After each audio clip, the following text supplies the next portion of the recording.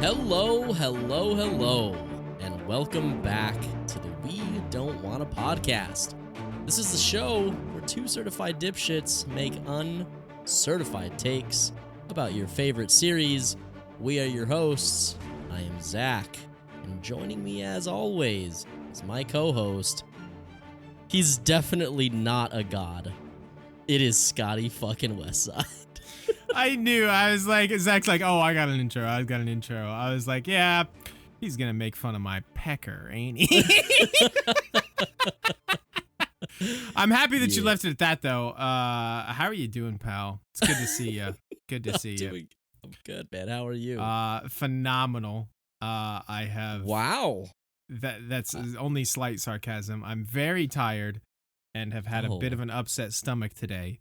But you know, we play through the pain. You know, I'm out here. I'm like Jordan, the flu game in the NBA Finals, man. Like that's the same level of competitivery. Yeah, I don't know. I don't know how I feel about that. Yeah. I don't know anything that just came out of your Okay, fair enough. Yeah. So you got a little upset tummy? You eat some bad food? I think I did. I legit think I got like food poisoning. You been shitting yourself? It's not been great. Let me just phrase it that way. Dang. Yeah. Does your booty need a little kiss? Always needs one of those, especially from you. Always. Okay, all right. I'm on my way. How are you? Bona fide #1 Phillies fan over here. You dropped your Astros finally. Is that what's going on? Fuck off. No.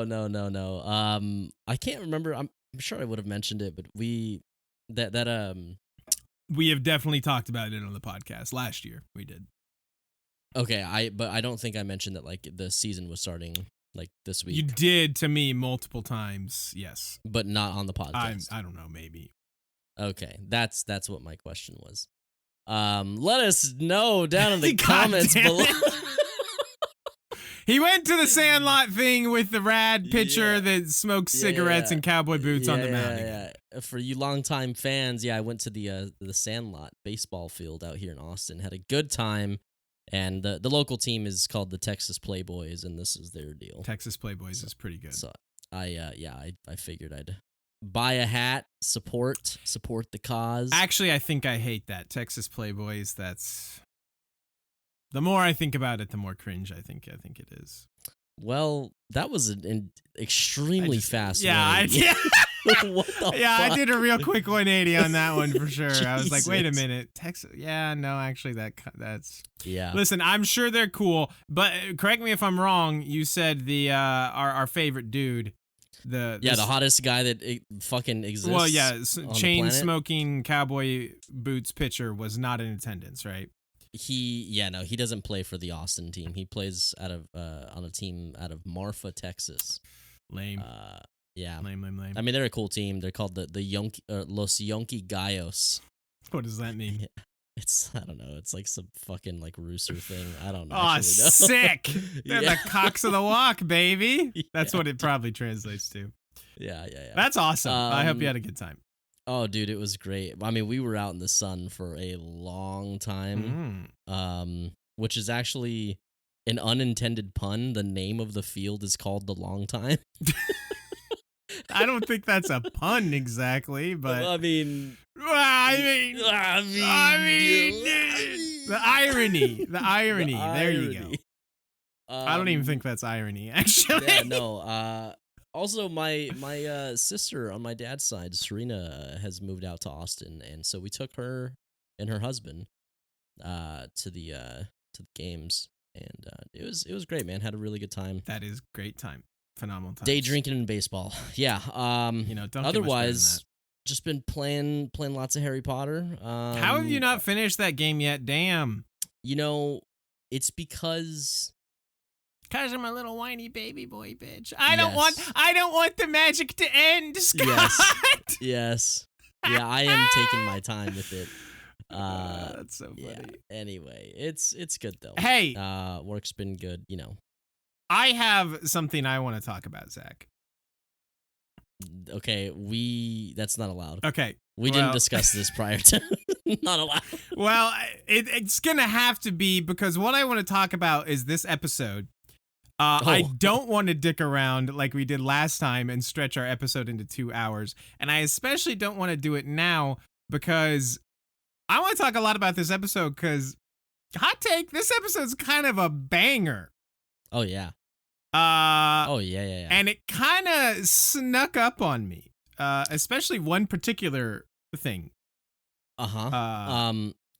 However, let me pause you here. God. I think we have one quick note of some housekeeping. Yeah, tell me. We'd just like to let everybody know, for you longtime We Don't Wanna fans, all 7 of you, and then an even smaller audience that cares about One Piece. True. We will be discussing, Scotty and I will be discussing my revisit and recap of getting through the next big chunk of One Piece. It's not really a revisit. Well, I finally went back to One Piece. Yeah, but it's your first time through. You're not revisiting. Okay. You're just continuing. Well, yeah, but you are. Yeah, and I always am constantly in a state of rewatching some kind of One Piece. That's just my natural state of matter. All right, fair enough. Anyway, we're going to be talking about One Piece on a kind of fun little bonus episode, little boner episode for you folks listening at home. This will not be a YouTube episode, so check it out wherever you guys listen to your podcast. Hopefully you guys are interested in that. This is more of a passion project at this point because I have had so much fun with it, and I am very excited to gush for an entire episode about One Piece. Hell yeah. Zachy Boy wants to talk the One Piece, and I am super here for it. And that's another reason I didn't want to dick around here at the beginning, because we still have to record that tonight after this. So we're doing the things. We used to do this every week, 2 episodes. Oh, that was wild. I know. Can you believe that? And now I can barely edit an episode a week. I know. Yeah. It's because I used to do all the editing. And I'm, anyway, doesn't matter. Let's, no. That was actually going to be a shot at me. I'm a perfectionist asshole that took way too long doing it. Anyway. Yeah, that's your subtle way of saying that you were better at the editing. No, I was actually worse at it. I'm just bad at editing. And also it took me forever because it doesn't matter. Anyway, this is Game of Thrones Season 6, Episode 3, Oathbreaker, which I'm trying to think of what that pertains to now that I think about it. What the fuck is with that title? Maybe we'll touch on that. Are you ready to get into this recap, bud? I'm ready to do the thing. All right. Let's go. So we begin with everyone freaking out that Jon is alive again, including Jon himself. Mel asks Jon what happened to him after he died, and just like Beric Dondarrion told her, he says there was nothing.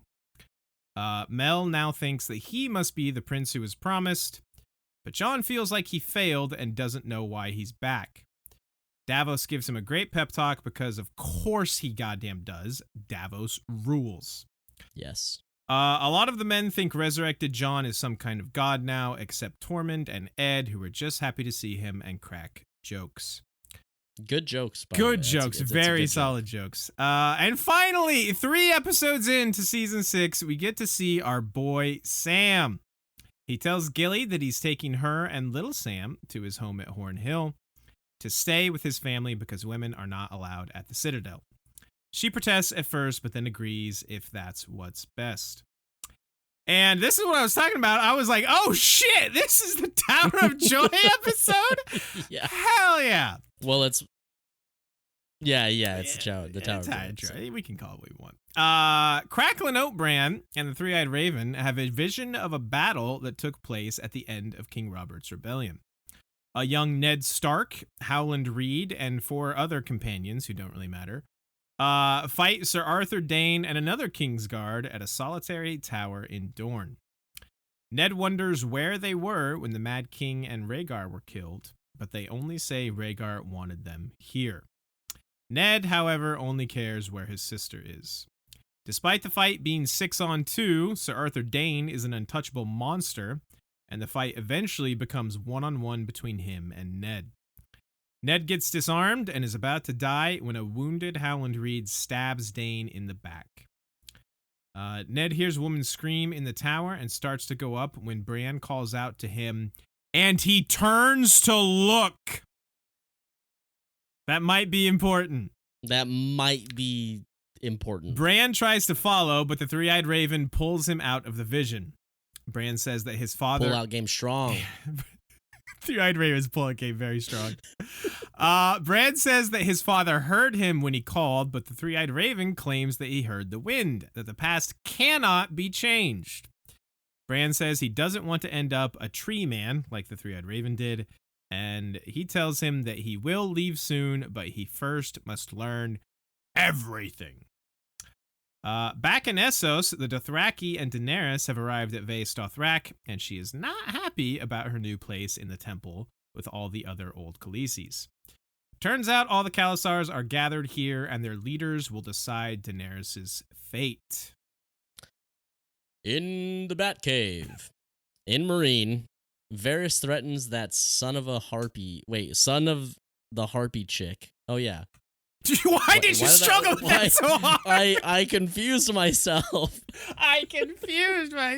Usually. That sons of the harpy chick to get information, and he can be pretty damn menacing when he wants to be. Tyrion, Melisandre, and Grey Worm continue to have awkward and very cringy and uncomfortable scenes. Yeah, they're not great. Varys tells them that the Masters of Astapor, Yunkai, and Volantis are the ones that are funding the Sons of the Harpy, and Tyrion wants to negotiate with them.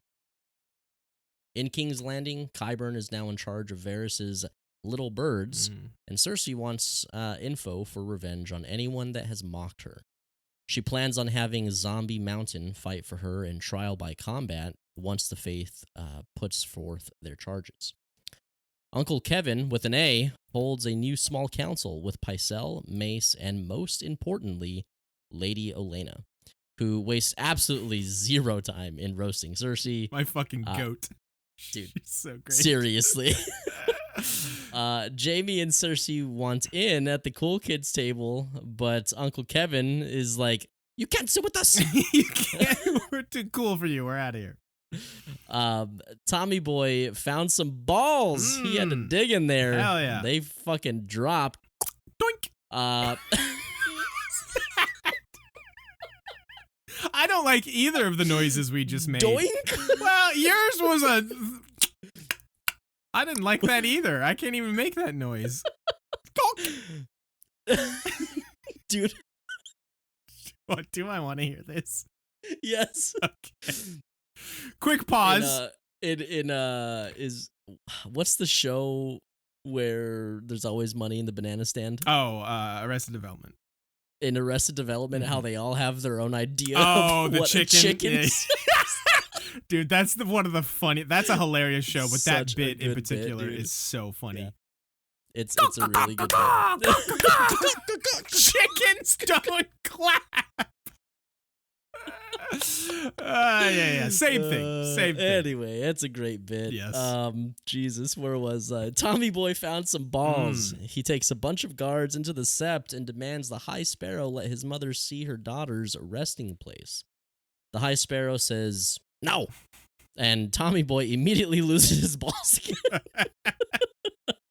What's the opposite of the noises we made? Like, yeah, just sucking back in.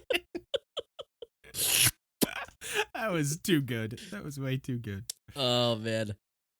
Tommy Boy, immediately loses his balls again. The High Sparrow swindles his dumb ass so hard. Dude, actually, I'll share my thoughts later when we get to that part. Yeah. In Bravos, Arya does a bunch of more blind training with the waif and begins to improve, which is good.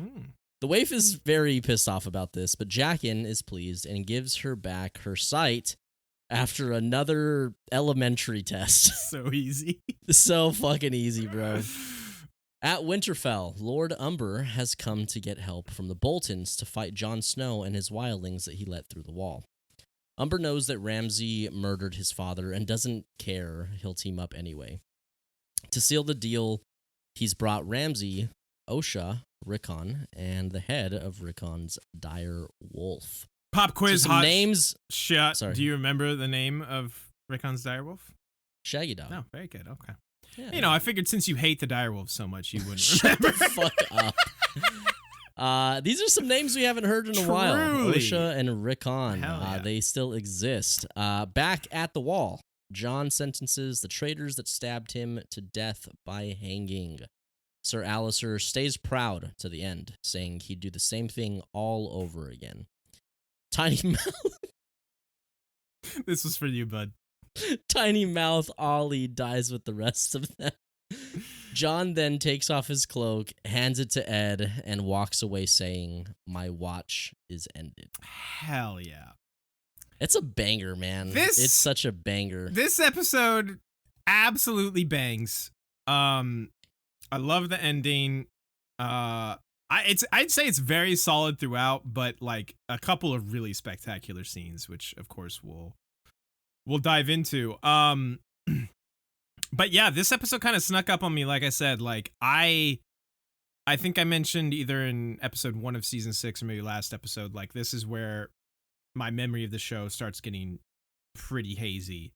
Mm-hmm. So like the fact that it's like, oh shit, we're 3 episodes in and this is already happening. Like I did not remember this happening now, you know? Right. And that's cool. You know, it's like experiencing it for the first time almost. Yeah. The perks of a terrible memory. I also, like, I always think about how I think that this season is incredible. Yeah. Like it's in conversation for being like, you know, like top couple seasons. And I feel like, I mean, and obviously correct me if I'm wrong. I want you to have a chance to defend yourself, but I always feel like you kind of not like shut that idea down, but I feel like you kind of sometimes push back on that. And I wonder if it's just because like you haven't watched season 6 like many times, like the other seasons. But like, could be. This season is packed, dude. This season constantly, I'm like, wow, this is great. This season's very good, and I definitely think it's in contention for probably around the 3-ish range. I don't know if I'd put it exactly there. This might be the second best season in my opinion. I think it's 3 or 4 for me. Like I'm sure we'll do our final rankings at some point, but season 1 to me is like easy freezy the second best season. Like I adore season 1 so much. I mean, I can respect that. I just feel like there's so much, like, obviously it's not world building as much as season 1. Yeah. But even this late in the show, like you're still getting this like element of like new information. Oh no, definitely. And this was probably the height of us like watching the show together, discussing it every week, like theorizing to like no end. Oh yeah. Especially considering a lot of this is past the books to where it's like the full theorizing, you know, the gates are open, you know, there's nothing holding me back from being like, well, you know, I know this is coming. Like for the most part, we're past all that. So yeah. Only thing you know that's coming is me. I always know that's coming. Why don't we go through step by step like we do? Okay. Let's talk about the wall. Yeah. Fuck it. I wonder if for Dude, those Davos is so fucking That's what good. I was going to say. I wonder if the people who have been, because I know there are some who have been watching through this show for the first time, like as we go through it. I wonder if like in early season 2, if like when I or you or one of us like ranted about how fucking great Davos was, people were like, I mean, he's okay. Why are these guys so obsessed with Davos? It's like, I think he's good back then, but this is where like end of season 5 into now into season 6 is where Davos cements himself as like one of my favorite characters. And it's scenes like this that do it. I would agree with that. All of the like accolades that we can give Davos and like how great his scenes are, and I would still always do that. I just don't think I put him quite as high on my like list of favorite characters because of how much I love some of the other contenders. No, for sure. And that has more to do with their storyline, not how rich of a character they are. Right. Like, because Davos is is fantastic. For sure. And by the way, when I say one of my favorite characters, like I have so many characters that I love in this show, that puts him in like the 5 to 10-ish range, you know? Like, sure. Yeah. Which is extremely high praise considering there's a lot of good characters in this show. Yeah. But I think truly. I said it last week, and I'll say it again. Everyone needs a Davos in their life. Oh, yeah. Someone that can have a talk with them like this, where John is obviously very like scared and confused. The dude just came back from the dead. Dude, his acting on that, like, it's pretty good. Like, he looks terrified. Yes. Very, very props to Kit Harington for sure. And Davos is just, and you know, when John says, what does he say? Like, I failed. Like, I don't know what to do. Now go and fail again. Great. Go and fail again. And so he said, what is he? I didn't write it down exactly, but he says something to the effect of like, just keep shoveling the shit, or, you know, until you can't shovel no more, you know. Yeah. Something to that effect. He's just. He also delivers this line. He says, you were dead, and now you're not. That's completely fucking mad. Yes. It's completely fucking mad, it seems to me. God, he's great. He's great. Yeah. Mel, big fan of Jon Snow now, obviously. Her allegiance is, you know, a little bit all over the place sometimes, but much like Jon sees later, you know, hey, a lot of people are kind of seeing him as some kind of a god now, so maybe valid for Mel there. It's just weird to me, though, because she's met Thoros and Beric. Right. Like, why didn't she think it's a fair Beric point. was this, like, I don't fucking know, chosen one? Maybe because Jon Snow also in combination with him coming back from the dead, she's also just seen him be a badass leader. Like, sure. And like she's sensed, like she even, you know, before when Stannis was chilling at Castle Black, like she said things to the effect of like, I sense greatness in you, Jon Snow, or, you know, things to that effect. So I think she knows he's the real deal. Obviously super happy to have Jon back. I think the conversations and the scenes he has with Tormund and Ed are perfect. They're great. Yeah. And yeah, I'm absolutely. just happy the gang's back together, you know? The gang is back together. Man, his, like, obviously there's the joke with, like, Tormund, but, like, when he gets to Ed. That's the best one. Yeah, like, just, one, like, there's a lot of care for them. Mm-hmm. I mean, for each other, and I love that. Yes, for sure. Because, like, we don't get a lot from Ed in, like, terms of, like, there's not a whole lot of back and forth. Like, he's like a one-liner kind of guy. For sure. And honestly, and even here, he kind of is too. Oh, yeah. But like, there's just, I think there's a little bit more between this interaction, and like, I like it and appreciate it because I really do like Ed. But especially the fact that he's like that was funny. That's funny. And he's like, are you sure that's you in there? I love the way he delivers that too, because he's like, he did tell it's almost like he's on the verge of tears because like he's so happy to see his friend back alive again. Yeah. And then Jon cracks that joke about maybe don't burn me yet, and Ed's like, that's funny. And then like he kind of gets this like terrified look in his eyes. He's like, are you sure that's you? It's very, very good. He's like, wait, Jon wasn't ever funny. It's very good stuff. And also, we need to call this out, man. My boy Kit Harington, Jon Snow, dude, with the sick eye scar, with the face scar, so hot. Dude. Well, yes, that I was gonna say his fucking workout routine, that shot from the back, like as he sits up, my dude is looking yoked, looking good. Cut, not yoked, but cut. I mean, they kind of mean the same thing, no? No, yoked is just big. What about strapped? Is that something different? No, that's you and me on a Friday night, dude. Okay, fair enough. That's a totally different thing. Kit Harington looking good. We'll put it that way. Oh yeah, yeah. Just the face scar does it for almost. I mean, anybody. yeah, one of my favorite parts of the scene, speaking of scars, is like right after he wakes up and he looks down and is when the Joker walks. You're the worst. We live in a society, Zach. Calm the fuck down. Dude, I'm a fucking idiot. That cracked my ass. Yeah, up. that wasn't even a good joke. No, why did you think that was so Speaking funny? of scars, do you want to know how I When Jon looks down and he sees all the fucking knife wounds in his gut, and he's just like, what the fuck? Yeah, like that would be terrifying. Just like, what are these? How am I alive? What is happening? It's a great scene. Then we get Sam. I'm happy to see Sam. He's not having a great boat ride. I feel like I can sympathize with Sam. I don't love boats. Well, you can't swim. But that's more, that's more of a byproduct of I can't swim, so if I go overboard, I am super dead. I don't know if I get seasick. I can't remember the last time I was on a boat. Do you think, okay, like you can't swim to the extent of like, if you fell in the water, you would drown and die? I can do the dead man's float, so I can stay alive.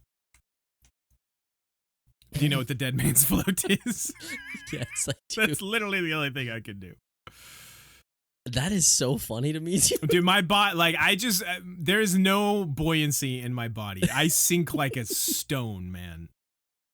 Yeah, you are the only part of my float that's I am dense. The only part of my body that floats is my head.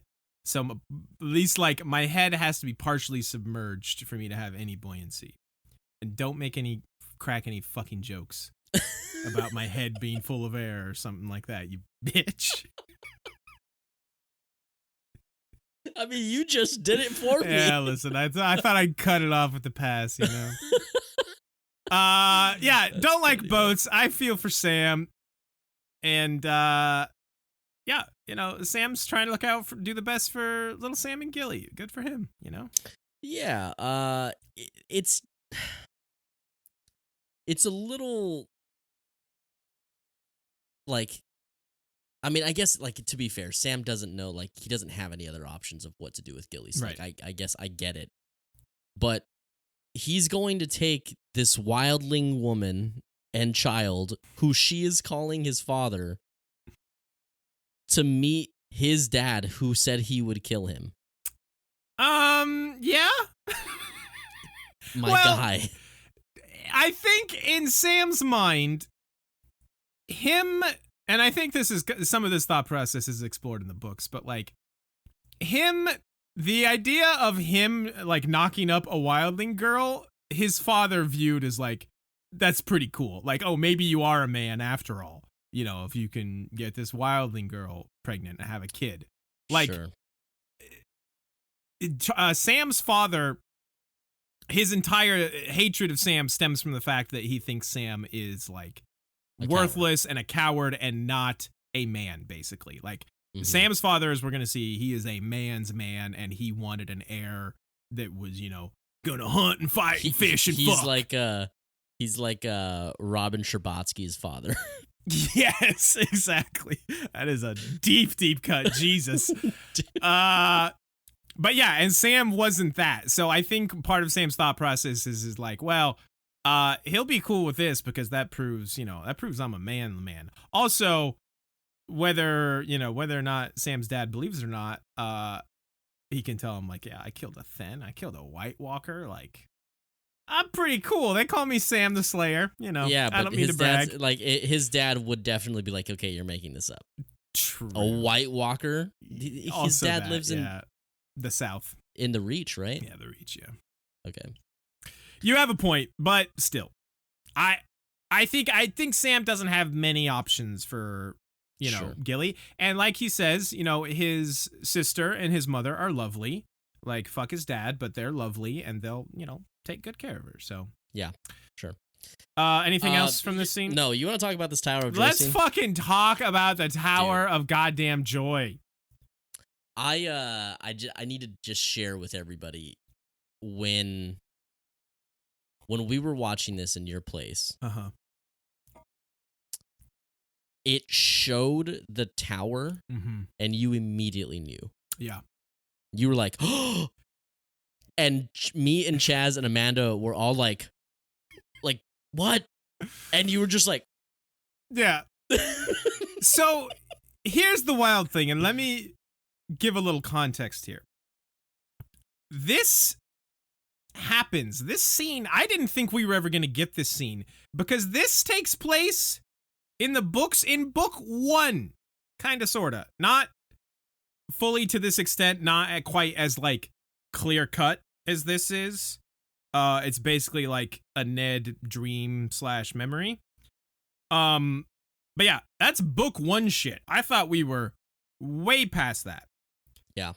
So the fact that we're getting it here now in season 6, yeah, I was like, what the fuck? But yes, yeah. I knew, like, I think I might have been reading book 1 at the time or something like that, because I do remember I was like, I knew instantly what was happening. And yeah, I was like, as soon as you get like the upshot of the tower, like, and them writing, yes, it's the group tower. Of guys writing too. Yes. Although it did throw me off because it's 7 on 3 in the book and 6 on 2 in the. That's a kind of a weird change they decided to make, but whatever.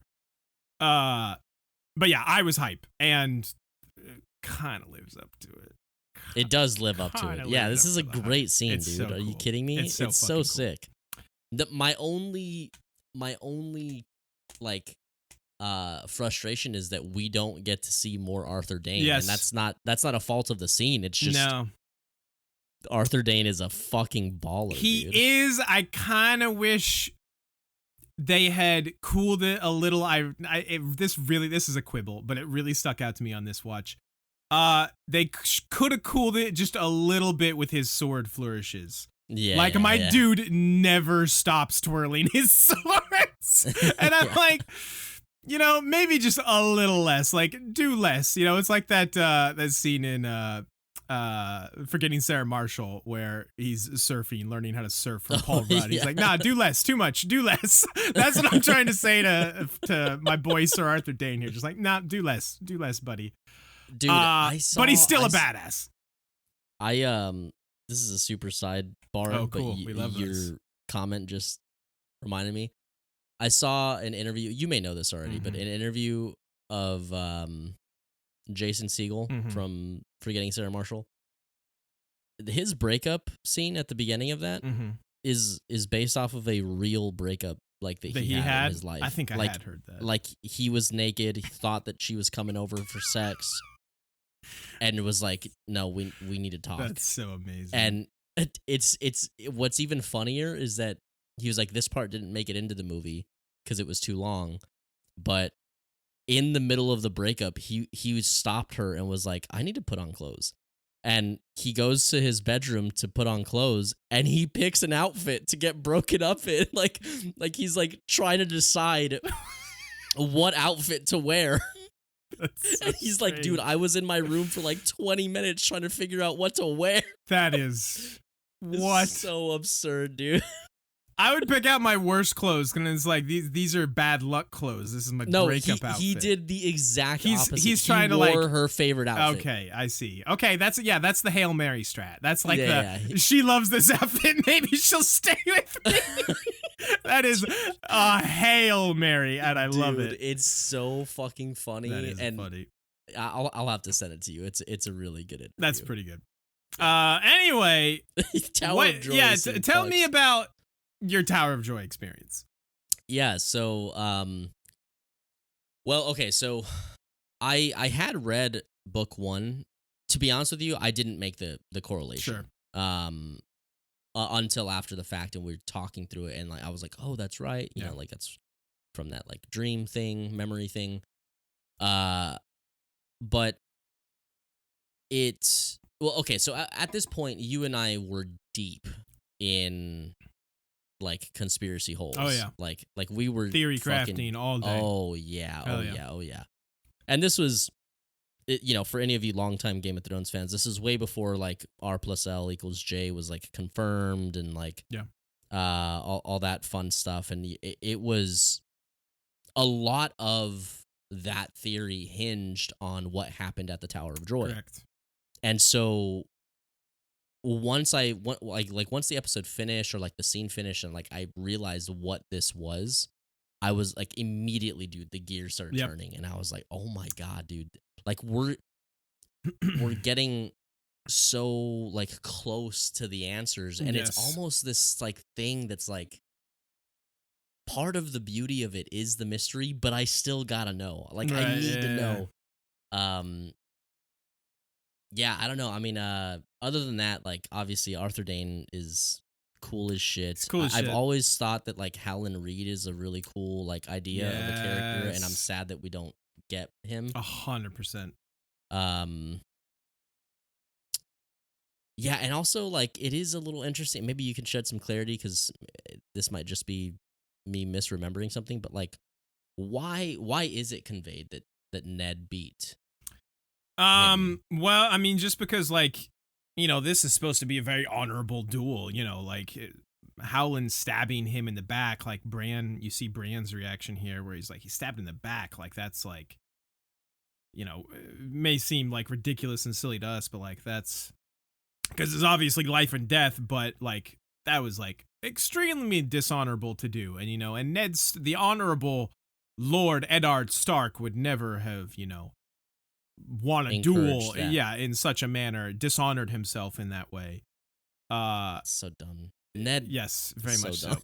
so. But yeah, I don't think that's a Ned thing though. Like he basically was credited by everyone because Howland Reed is a nobody. Like nobody knows him outside of the North, and more specifically like Lord Eddard. So yeah, I mean all the credit is gonna go to Ned for killing the greatest, you know, warrior, the greatest Kingsguard in the realm. But Ned always, from what I remember, like downplayed it. Like, you know, Bran tried to get him to talk about it, but he never really would. He wouldn't talk about this stuff at all. So yeah, I don't think that's on Ned, but fair. Okay. But it is cool to see that reaction of like, you know, it dawning on Bran of like, oh, he's way better than my dad. And like, how the hell does my dad possibly win this, you know? Mm-hmm. And it's cool just to see the fight. Like I think he's better than my dad, and then Blood Raven's like much better. Yeah, far better. Far better.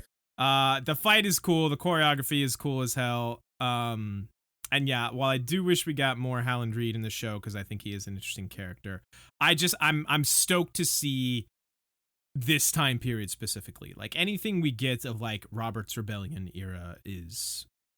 I want it. Like, I just want to see it because that's cool stuff. Which is, this might be a conversation for another time, but I am going to kind of probe this a little bit. Yeah.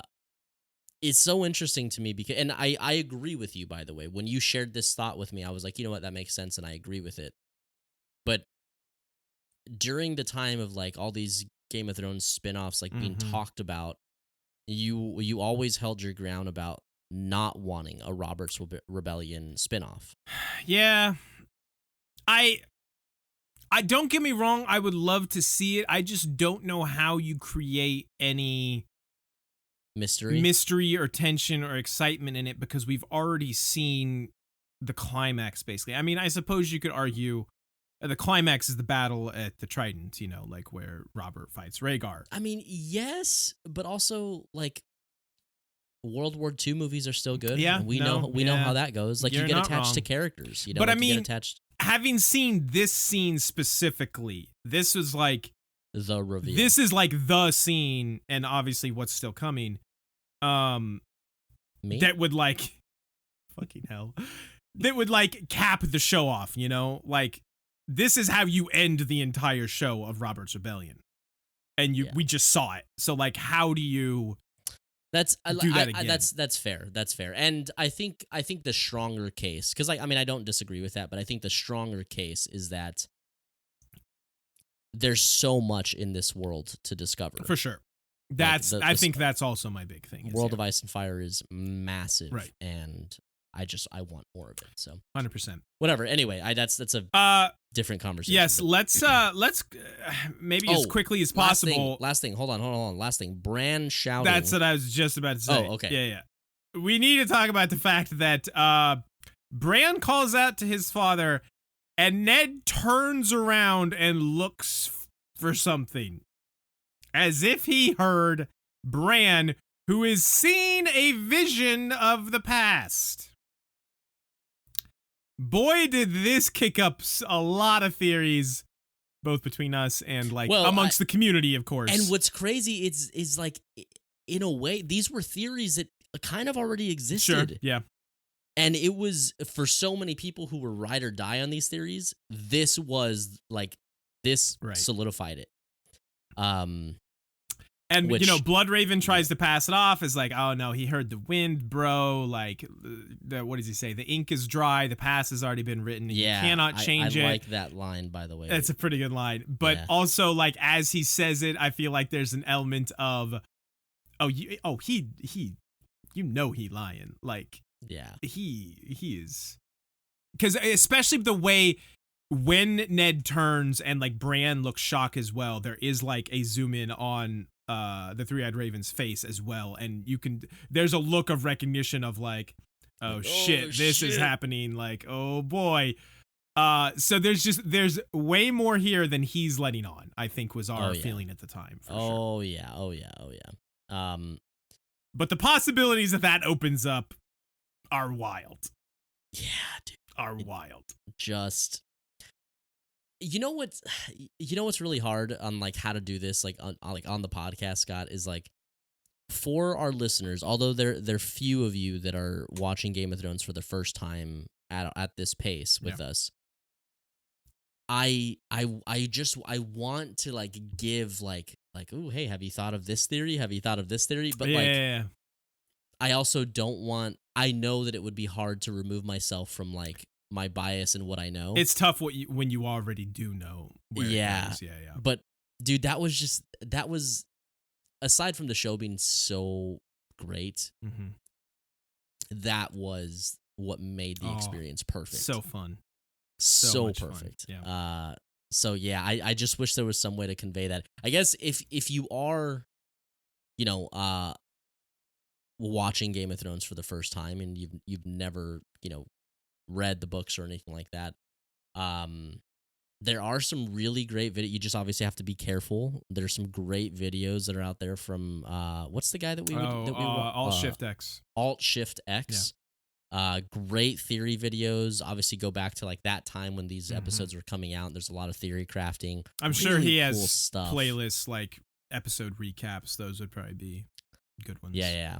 Just cool stuff, man. And that was just such a fun experience. And like, it was moments like this that we're talking about with Bran that was like, oh my God, we gotta talk about this. Yeah. So yeah, it was a wild time to be watching it like live for sure. It was, dude. Let's knock out this East stuff real quick because there's not a ton here. Just Dany, she's at the temple and this chick's like, oh yeah, I remember you. You were supposed to do all these things and then Khal Drogo died, so. And then, hey, I was supposed to do all these things. Yeah. And then, and then, hey, she was supposed to do all those things, but then, shit happens, am I right? Yeah. Sucks to suck. I don't know what to tell you.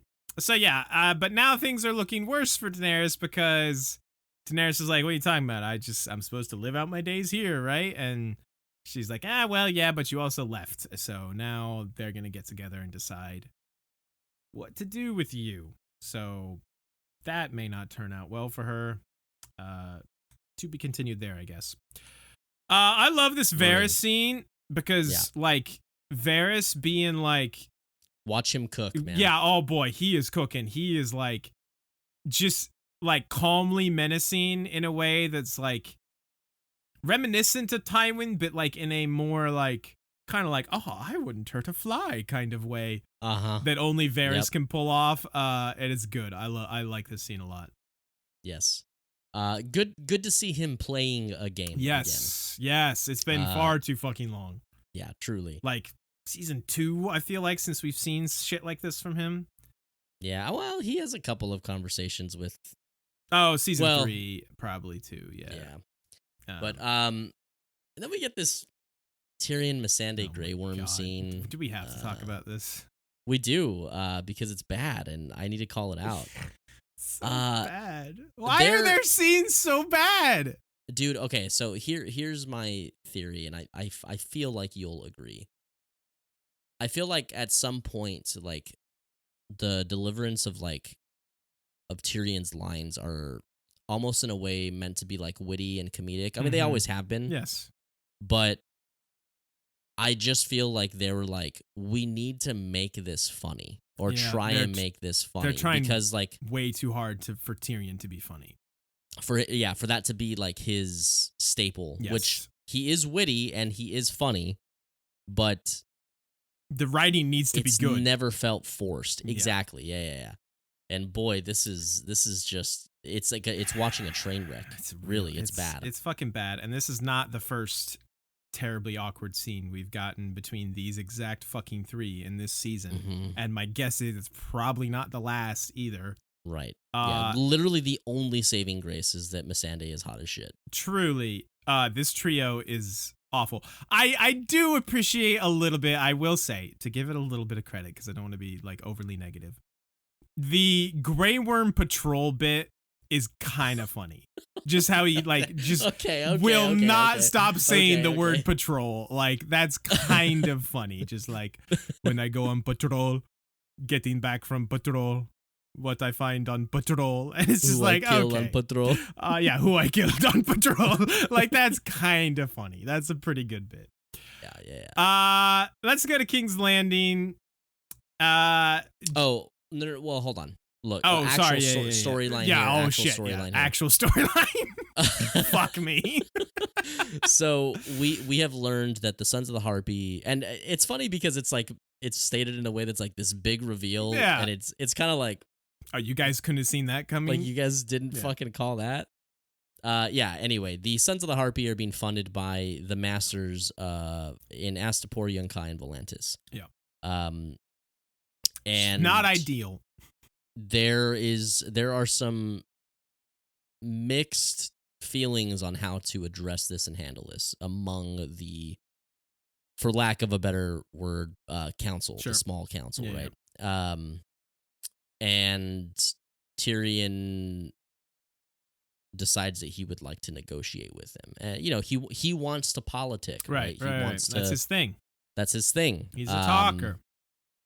Which he has a good track record of good politicking, so I don't blame him. But that's just definitely something to look out for. Yeah. Kind of how that unravels. For sure. Back in King's Landing. Yep. We get a very like Children of the Corn, like scary ass fucking scene with Qyburn and all these children. Yeah, listen, it's just fucking weird. All kind of creepy and weird. I do love Jaime just like mocking the zombie mountain openly, and then again like when he looks at him. This whole scene is just like whatever, but I love the new small council scene. Oh yeah. Very specifically. Well, okay, I have one note I will talk about, but the way that when it's kind of in the later part of the small council meeting, when Jaime basically says something effective like, "Oh, the Lord Commander of the Kingsguard does sit on the small council. Pycelle, can you confirm that for me?" And my fucking dude Mace turns. Did you catch the way he turns and looks at Pycelle just with like flabbergasted? No, just like he is locked in, interested. Like, oh yes, please explain to us, Pycelle. Like, yeah, okay, yeah, is the Lord Commander of the Kingsguard? He is just like, my dude is zeroed in on Pycelle. He is ready to hear this when explanation. He turns, it's not just like it's like he's like a It's so good. Go rewatch that scene just for that one part. Just the look on Mace's face as he like gets clarification on the Kingsguard Mace appreciation thing. Space. Dude, it's so funny. We love Mace. You know what I realized on this rewatch? I don't know that I've ever really had this feeling, but seeing Jaime and Cersei like play at something together, it's was cool. Like, I was gonna say kind of weird, huh? No, I like it. You liked it? I liked it. Like, I was like, ooh, like they would be really tough because like Jaime is super witty. Yes, like Jaime has like fucking quips, bro. Yeah. And Cersei is menacing. Yeah. Like I think it would be fucking like powerful to see them like play at something together, and like we don't really get that other than this. You're kind of and right. It doesn't really work. Yeah, like in this scene, Kevin's just like, nah, I'm out, peace. Like, you can't out-talk me if I'm not here. Psych! I realized while we were doing the recap that it's been like you don't remember Mean Girls jokes. Oh yeah, no, I don't. We talked about this. I fucking hate you. I'm God sorry. Damn you. The you can't sit with us is from Mean Girls. Oh, I figured it was from something, but I was like, yeah, I don't know what he just did. You're such a bitch. Sorry, that sounds like a Mean Girls line too. Did we really need the Pycelle fart humor though? Like, come on. That's leave that shit in season 5. Like, that was some season 5 ass writing when the mountain walks in and Pycelle's shit talking him. Season 7 writing too. Well, listen, we're not there yet. Let's not give me PTSD about season 7 yet.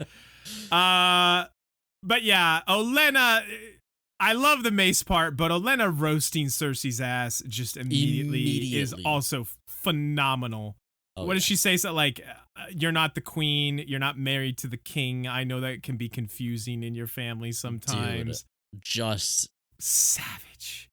I mean, just filthy, dude. She's so great. Always love to have her in any episode. And then Tommy boy, oh boy, just when I thought when you think he's turned a corner, he gets finessed so Yeah. Like he gets like old man, like grandpa, like come have a seat with me. Dude, so come sit down, Sonny. I'll tell you about how I used to whittle my shelf of VCRs. Dude, he like the entire scene really, but like I hate the high sparrow. Oh yeah, and I hate this whole storyline, but his tact. The dude knows how to manipulate. The dude is good. Yeah. We probably don't give him enough props for that because we hate him. Yeah. But he is a very good manipulator. Like legit. He's like, do you mind? It's my niece. Yeah. He's like, let me just change this dynamic real quick. Mm-hmm. And then he invites him over and just starts fucking preaching to him. And Tommy is minced, bro. I mean, he's nothing. He's so absolutely minced. He gets all the guards to back off. Hey, we're just all friends here. We're all pals. Like, listen, you're my king, bro. I love you. Hey, I'm just an old ass man. Let me tell you what things look like from my perspective. And it's just like, Tommy, boy, you were making some progress. Dude, should have just killed them all, man. He should have. Also, your wife is still in fucking prison and you're not doing dick about it, dude. She literally showed you the time of your life. What are you doing? My guy. Yeah. So disappointing. Yeah, it truly is. Anything else in King's Landing? No, fuck that place. Okay. All right. Well, it's not much better where we're going. Going to Bravos. Yeah. I mean, there's some momentum. There is finally. Progress. Finally. Yeah. Finally. I will say that the Arya like training montage. Mm-hmm. It's cool. It's fine. I think it's pretty cool. Yeah. And I do like the waif getting frustrated. Screw the waif. Yeah, fuck the waif. Yeah. This is not a waif appreciation space. My guy. But also, can we just talk about like it's so funny that Jaqen just gave her this exact same test. Hey, drink this. I swear it's not poison, bro. Oh, but also, if you say, no, that part too. Yeah, I forgot about even that. If a girl tells me her name, I will give her sight back. And she's like, a girl has no name. And he's like, hey, you want your sight back? Dude, Jaqen, my guy. Dumb, dude. But listen, we've given this Arya training arc a lot of shit, and deservedly so. But it took 2 seasons, It's taken so long, and we're finally fucking getting somewhere. Maybe. For all we know, maybe not. He could turn her blind again tomorrow. Who knows? This guy. Yeah, dude. I don't know. She might answer a fucking easy question wrong. Yeah, she might be like, you might ask her if a girl tells me her Scantron name. might scan wrong, like incorrectly. She might accidentally say, "Oh yeah, no, I am Arya." Easiest test ever. This Winterfell thing, real quick. All these guys are dicks. Yeah. But I kind of respect the Umber dick the most because he's the most honest about what a dick he is. He's like, yeah, no, I'm not kissing your hand. I'm not calling you my lord. Fuck you. Yeah. So. Well, and I do like that he's like, that's, I mean, essentially, like, we're seeing this, like, this younger generation, like, take over, right? Yes. And he's like, out with the old. Yeah. Right? Out with the old ideas, with the old alliances, old everything. He's like, your dad swore an oath to Robb Stark. That didn't stop him from stabbing Robb Stark in the heart, did it? So I'm gonna cut through that bullshit. And how about I just like show you that I'm playing your game. Right. I got a gift for you. Yeah, it's an interesting interaction. Like, I don't give a fuck about Ramsay. But I do like the North politicking. Mm-hmm. And I wish that we get more of, hey, I'm gonna wear the Scott hat for a second. I wish that we got more of like the Northern politics the way that we get in the books, because it is really good in the books. It is literally some of the best stuff in the books, and it's just not present here. Like, the fact that what's the White Harbor house's name? The Manderleys. The fact that the Manderleys are mentioned like once in the show is a crime, because Lord Manderley and just everything surrounding them and their storyline and the Great Northern Conspiracy and the Glovers is so fucking good and interesting, and it's just not here, and that does sadden me. Because it's great stuff. But and it's not so, like, I just want to be clear, like, because you're a real shithead when you do this. I'm not saying like it's better in the books, like that's not how it happened in the books. But like it's just something that I genuinely like enjoy about like low fantasy medieval like storytelling is like the politics. Is the politics. Yeah, I love it. Yeah. And it's just a really enjoyable like part of the story to me. So it would have been cool to be able to see that. For sure. But I mean, it is what it is. Only three. No, is it just Jon and Arya's direwolves that are still alive? Oh, Bran's too, as of right now. So three direwolves left. R.I.P. to your boy Shaggy Dog. Rickon, sure, he sure hit puberty, huh? He looks a little different than last time we saw him. I mean, yeah, we haven't seen him in fucking 3 seasons. True. Yeah. This is very good funny. Good for him. Grow up, kid. Yeah. This took a turn for me because up until this point we don't get anything about like the Northern Conspiracy or like Rickon, obviously, you know. Right. I just kind of like wasn't expecting it, and when he's brought out, it was like, oh, it comes out of left field for sure. Yeah. I mean, it makes sense when it happens. You're like, oh, okay, well, duh. I mean, they were, when they broke up, they were up. She said like she was going to the Umbers, right? I think way back in season 3, right? Bran wanted, Osha to take him to the Umbers. So this all makes sense, and it's just like that was so long ago. Yeah, it's like, oh, right, that was a plot thread, type of thing. So Shaggy Dog is dead. R.I.P. my guy. Fast. Yeah, fuck that. And that's about it in Winterfell. Yep. Anything else? No. This last scene though, we got back at the wall, ending it on another hype note. There's something about the way this entire scene I adore, but there's something about the way that Jon is just kind of waiting in his chambers. Edd comes and gets him, and you see him just throw his like bloodied leather like vest thing that he was wearing when they stabbed the shit out of him on the table. Like, there's just something about like that little moment that I absolutely love. Because it's like, he probably doesn't. I mean, Sir Alistair is one thing, but like having to like go hang this kid Ollie, who he thought, he was close with and had, like he was like grooming to be, like a leader in the Night's Watch. Like, he probably has to like sit there and like psych himself up almost by like remembering what they did to him to even go do this. And it's a small thing in this scene, but I really love that. Just like the bloody vest, like him kind of throwing it down as he walks out. It's a good call out. Yeah, it's not something I really like picked up on. And I mean, I think it does carry a lot of weight, and it probably is exactly that. Like, he is like, because he's not happy about this. Like when he goes out there, like he's not comfortable. Not a vengeful person. Right. No, he's not comfortable with this. Like, just when they start telling the things to him, like, you shouldn't be alive, he doesn't even refute it. He just kind of like stares off into the distance, and like Jon is going through some shit, to say the least. Yeah. But yeah, this scene's very good.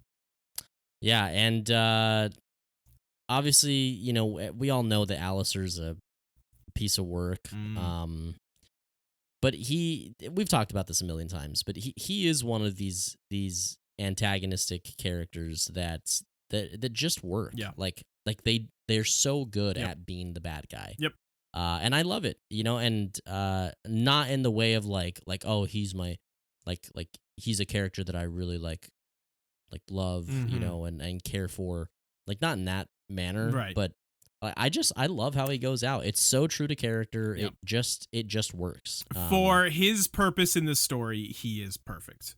Yeah. Like, he does. Yeah. I'm not going to sit here and tell you like, oh yeah, top 5 favorite characters, Sir Alistair Thorne. Like, no, of course not. But for what he is meant to do and what his role is, excellent. Amazing. Excellent. Yeah, truly. And then Jon gives up his Lord Commander's cloak. It's so good. And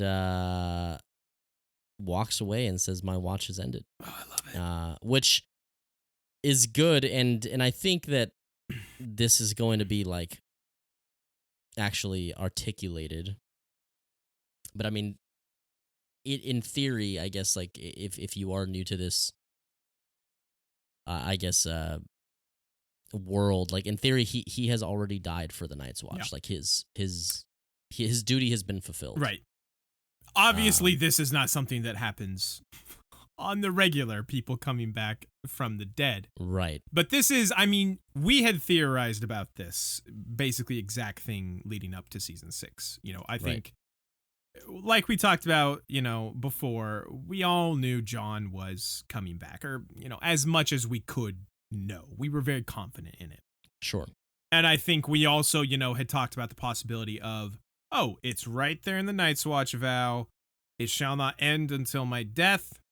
Jon has died, so therefore now he's free to go fight his battles in the South. His oath, his obligation to the Night's Watch is done, and this is how you get Jon into a more pivotal role in the story. Like, obviously, he's been pivotal, Lord Commander of the Night's Watch. You can now bring him into the fold. Correct. You can put him wherever you want. You can put him in the South.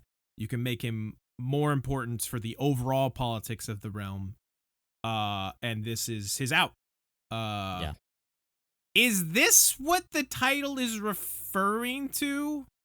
Because that doesn't make any sense. He's not breaking an oath. To be honest, dude, I don't know. What is this title fucking talking about? Or is it referring to like Sir Alistair and them, maybe? That'd be Oathbreakers. It could be. Did I title it wrong? I think it is Oathbreaker, because I didn't really think about that after watching the episode, but after we put the title card up, I was like, the fuck is this episode title talking about? Why is Game of Thrones? Oh boy, you are not Googling this. Season 6, episode 3, titled Oathbreaker. This is fascinating. Why is the episode called Oathbreaker? The title of this episode is a reference to several characters breaking oaths. Small John Umber breaks his family's oath to the Lords of the Starks By turning over Rick onto the Boltons, Daenerys is forced to fulfill her obligations to return to Vice Dothraki after King Khal Drogo. That's not her breaking an oath. No. Oath break even a little bit. That's literally not, yeah. And Jon leaving the Night's Watch. Nah, he didn't break his oath. I take issue with that. The Umber one is the only legit one. Anyway, doesn't matter. Fuck him. Any other... True.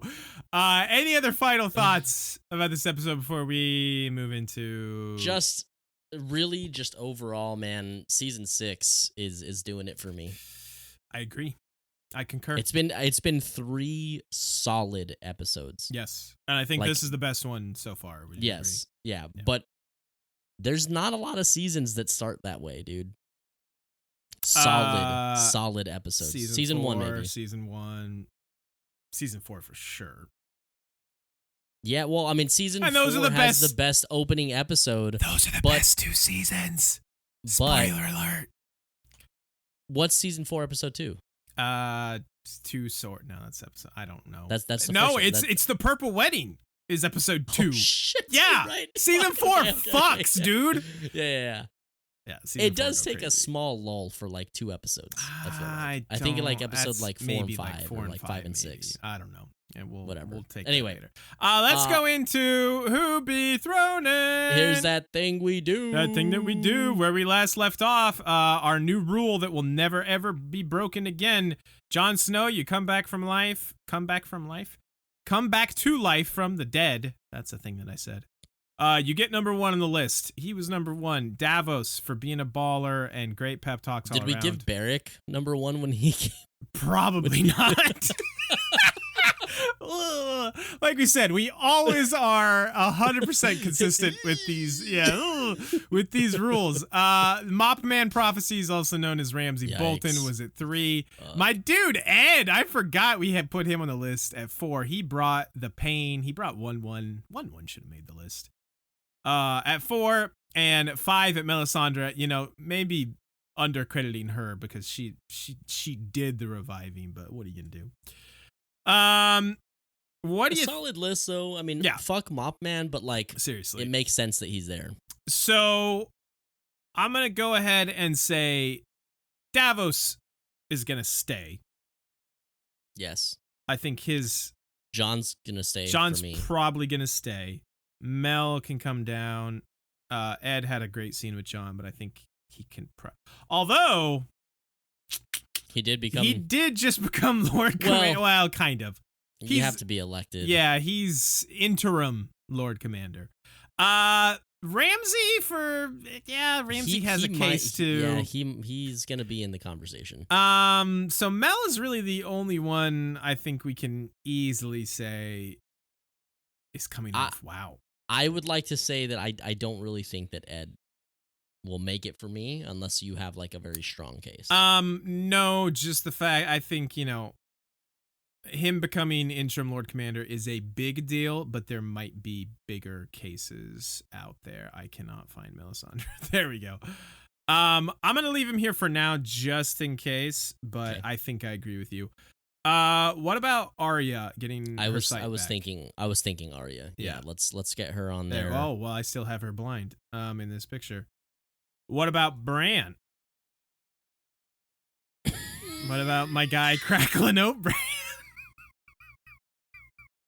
You forgot about that bit, didn't you? Forgot about you totally forgot about that bit. Fucking bit. You're such an idiot. I'm the best. What are you talking about? Oh my god, that's really good. Oh, here's another one. Fuck this guy, but he finessed the ever-living hell out of Tommy Boy. I have a feeling I'm going to be very unhappy with this list. I also have a feeling. If we have Mothman, Bran, and the fucking High Sparrow in contention, I quit, dude. Listen, we've had worse. Season 5 definitely. Arthur Dayne. No. I don't care, dude. I don't care that he died. He gets Arthur Dayne, dude. Okay, I will give you a young Ned, though, if we want to look up a young Ned Stark. Yeah, but he got worked, dude. Hey, scoreboard. Who's alive, who's dead? Scoreboard, my dude. Yeah, but fucking scoreboard, dude, bro. Arthur Dayne is such a baller. Who is world renowned as the slayer of Sir Arthur Dayne? Also, he's world renowned as slayer of this dick. No. Shit, I was gonna use that joke, but in a much better way. World renowned slayer of Sir Arthur Dayne's hot ass sister. By the way, that's the big rumor. Is that when Ned returned the family sword, Sir Arthur Dayne's family sword, which is made from a meteor, by the way, which is very cool. Yeah.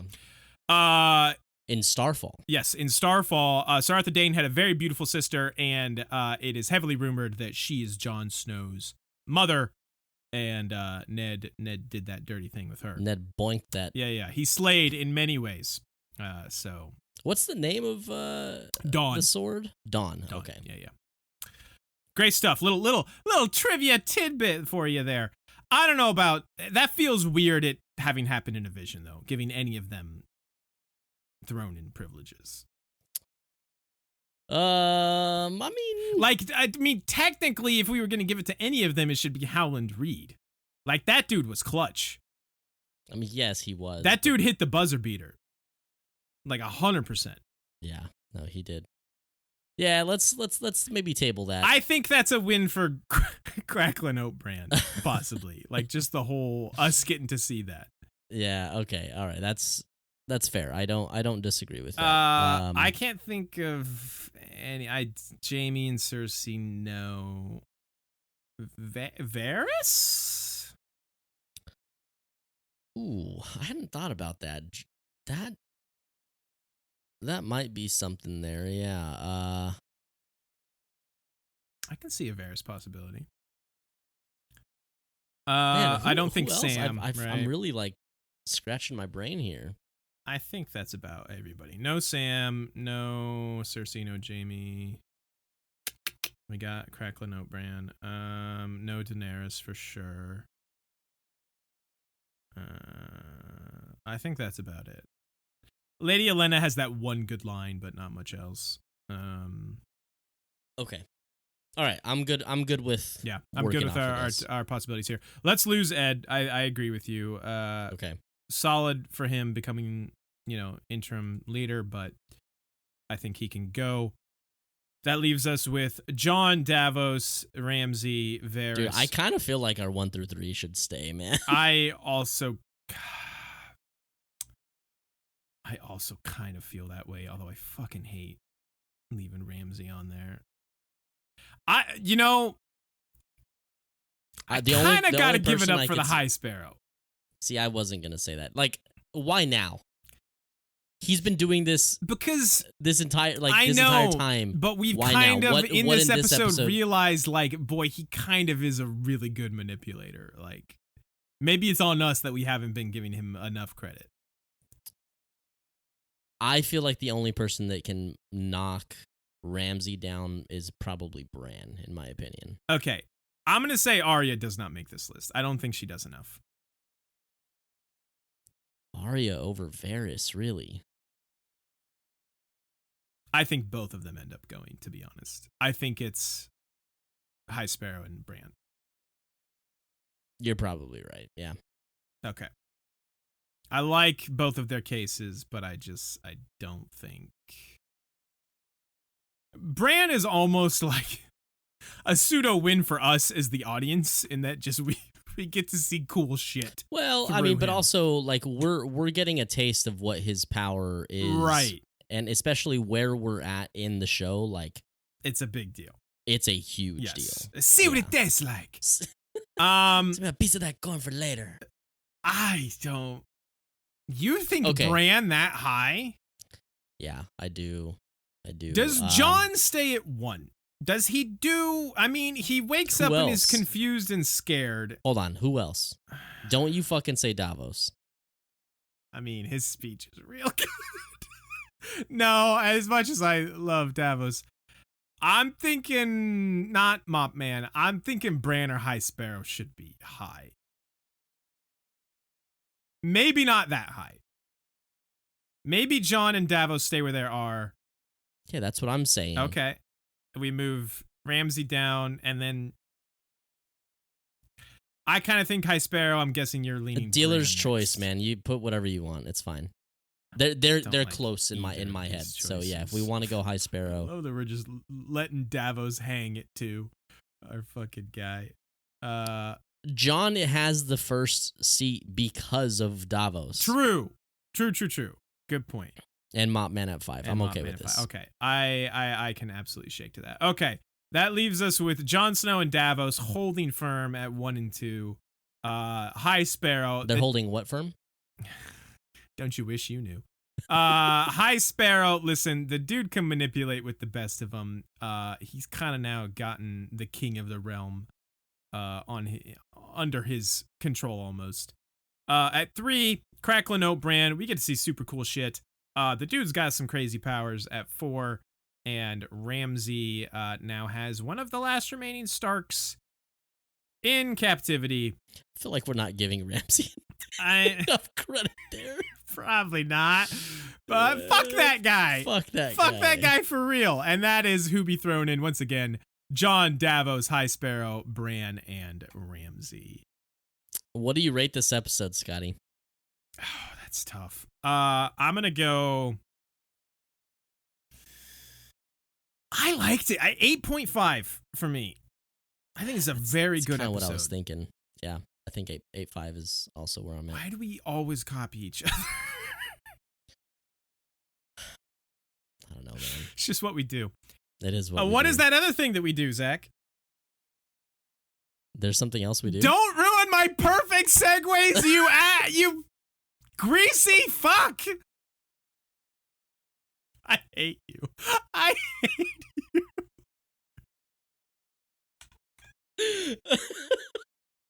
Is that gonna be the bit now? You're gonna tee up these perfect fucking I think that's already segues. been the bit. Just we're bad at it. We're unintentionally doing flat. it. My segues are amazing. God, dude. Guys, listen, we appreciate y'all for watching and or listening and doing all the things that you do, like liking, commenting, and subscribing if you're new here. We need a little bit of feedback on the Who Be Thrown-ins list because no, we do listen. No, because, ours is perfect. No, because Scott always rides the Davos dick ultra hard, and I need to know if it's mutual with our listeners. To be fair, look, you just go along with it. You're like, yeah, no, Davos it too. I mean, I'll facilitate it. I'm all right with that. I'll spread your cheeks for you. Fair enough. I'll hold your hair. Am I throwing up in Davos's cheeks? No, what dude, is happening? You can't let your hair. Yeah.